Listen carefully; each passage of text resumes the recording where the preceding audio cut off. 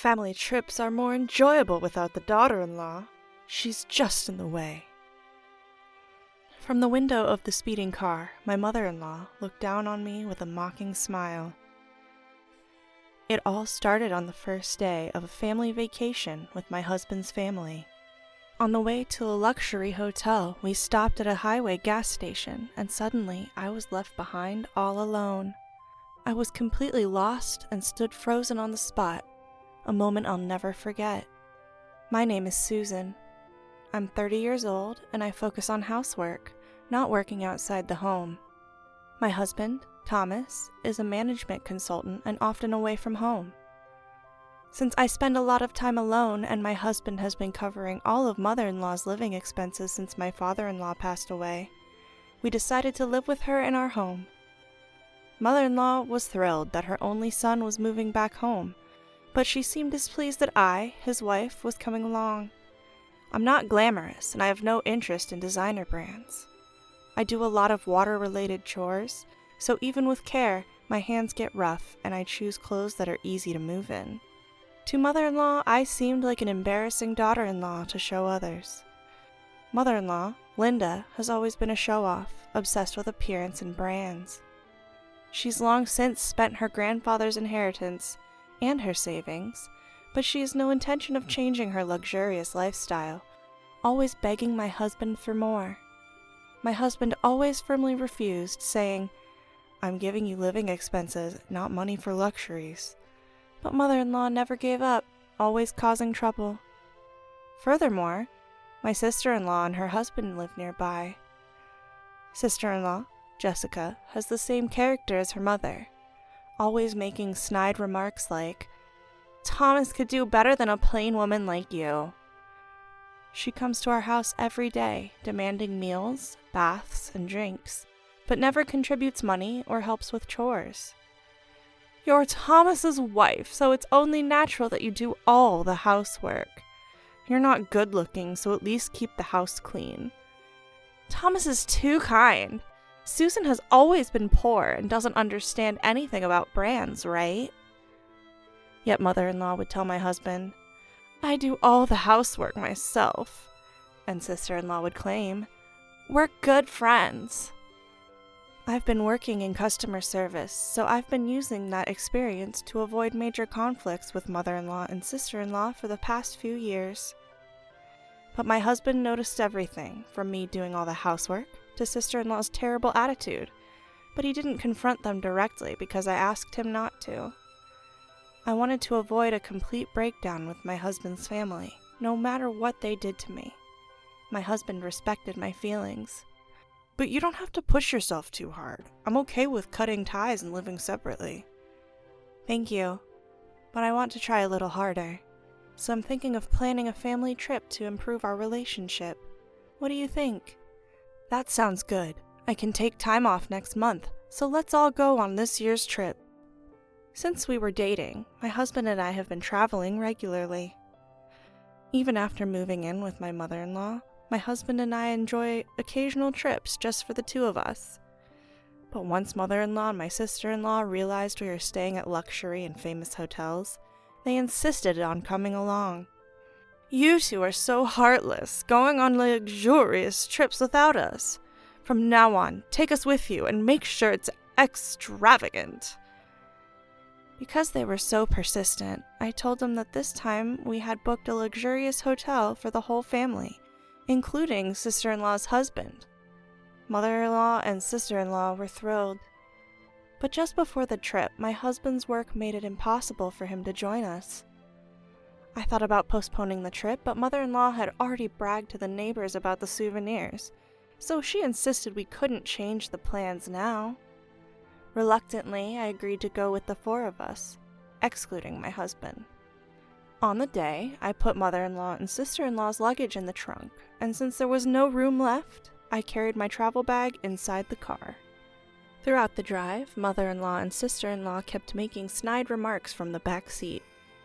Feeling fed up, I glanced at the empty passenger seat where only my travel bag sat, and I began to feel a little uneasy without my husband. Even as I drove onto the highway, mother-in-law's complaints never stopped. You're driving so slowly. Are you just careless because Thomas isn't here? Really? There was an accident today, so... You're just good at making excuses. You must have deceived Thomas the same way. I didn't deceive anyone. If only slow Susan weren't here, this trip would be more fun. Right, Mom? Yes, indeed. Eventually, as we were about to arrive at yet another gas station, sister-in-law surprisingly suggested, "Let my husband drive the rest of the way. You must be tired, Susan."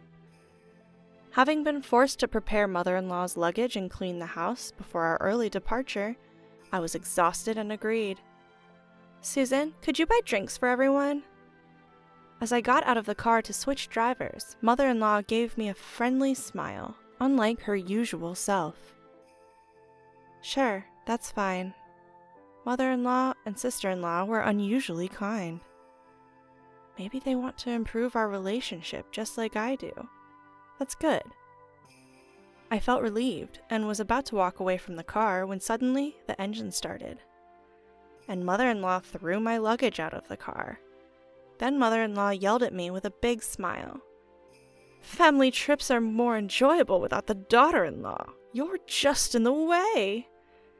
I stood there, watching the car drive away, leaving me and my travel bag behind. I was completely lost and stood still for a moment. I will never forget the words mother-in-law said to me at that moment. Finally, I realized that no matter how much I did for mother-in-law and sister-in-law, it was all in vain. Reaching for my travel bag left in the parking space, my vision suddenly blurred. Surprised, I ran to the restroom, covering my eyes with a hand towel, and tears began to flow uncontrollably. I don't remember how long I was there, but I noticed a call on my mobile phone and checked the message. It was from my husband, who had finished work early, expressing concern about the trip with mother-in-law and the others. While I was reading the message, my husband called. "Thomas, I'm alone at a highway gas station right now." "What? What happened?" Hearing his voice, I couldn't help but cry again. He patiently listened to my explanation without rushing me. "I'm really sorry that Mom and the others did this to you. I'll come pick you up right away." "I'm sorry this happened." "Why are you apologizing, Susan?" "Because I wanted to get along with your precious family, and I couldn't." "I want you to tell me how you really feel. Do you still want to try to make things work with Mom and the others?" "Right now, I can only think that it's too difficult." "I see. I'm sorry for what my family did. I'll handle the separation and everything else with Mom and the others. But is it okay for you to leave your feelings as they are?"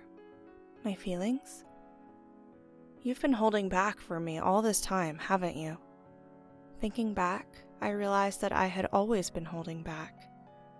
But I had been angry with my unreasonable mother-in-law and insensitive sister-in-law all this time. Yes, I can't be with those people. I absolutely hate it. Expressing the anger I had been suppressing felt surprisingly refreshing. "You can do whatever you want from now on, Susan. I'll take care of the rest." "I understand. No matter what happens, I won't let them anymore." I made that firm resolution.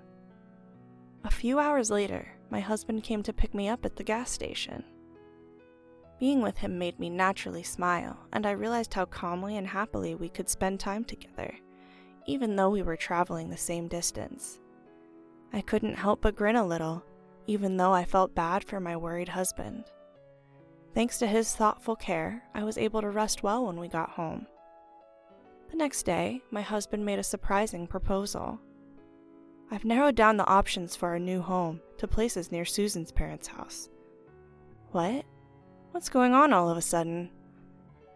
"I want to make sure we're not bothered by Mom and the others, so let's finish moving during the 3 days of the trip. Will it be difficult for you to move, Susan?" My careful and planned husband would never do something so sudden. I felt that he was quite angry inside, but he had a lovely smile for me. "I'm all for moving. Let's get started right away." We quickly found a new home and moving company, and we were able to move without any problems. During this time, I received several emails from mother-in-law and the others. We're having the best trip without you. The hotel is luxurious and wonderful. Make sure it's at this level next time. Dinner was the most extravagant and delicious ever. It's even more fun without seeing Susan's ugly face. Traveling with just the family is so much more relaxing. The jacuzzi is amazing. Their enjoyment of the luxurious time at the high-end hotel came through clearly. Enjoy it while you can. I was looking forward to what would happen next. At around 10 a.m. on the checkout day, as expected, I received a call from Mother-in-law. Susan, what's going on? What do you mean? They told me the accommodation fee is for $100,000 if the young lady isn't there. It's completely different from what you told us at first. It's only natural that the regular accommodation fee applies since I booked it through my connections and I'm not there. What do you mean? That hotel is run by my relatives. What? That's why we were able to stay at a special rate. Well, I didn't know that. By the way, all the hotels we've stayed at on our trips were run by those relatives, so we were able to stay at a discount. Susan, you've never told us that before. Thomas told me to keep quiet about it because if Linda and the others found out, they'd demand it be free. What's that? Anyway, the accommodation fee is correct, so please pay it yourself. Wait a minute, I can't pay $100,000. I didn't go on the trip, so I can't pay for you all. Don't say that, do something, we're family, right? You said the wife of your son isn't family, didn't you?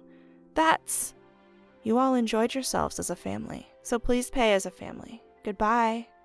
I ignored Mother-in-law, who was still yelling on the other end of the phone, and hung up, feeling refreshed.